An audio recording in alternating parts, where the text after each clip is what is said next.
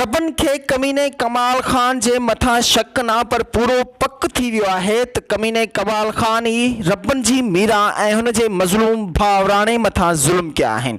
ऐं हुन खां अलावा कमीने कमाल खान पठाणीअ खे भी सूरनि जी ज़िंदगी गुज़ारण ते मजबूर कयो आहे।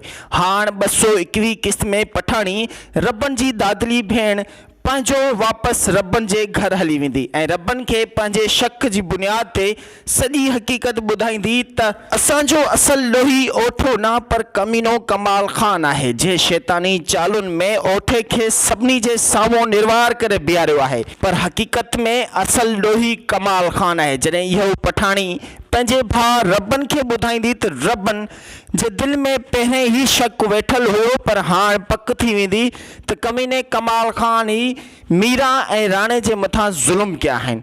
पर रबन वीचारो पोइ भी लाचार ऐं बेवस आहे। ओसी ताईं कमाल खान जे ख़िलाफ़ को भी कदम न खणंदो जेसी ताईं मीरा ऐं राणे जी तबियत वापसि उअं ई पंहिंजी जाइ ते अची बीहंदी। ज़हर ज़िंदगी ड्रामे जी 221 क़िस्त में भी रबन वीचारो सूरनि जी सेज ते सुम्हण जो आदी थी चुको आहे।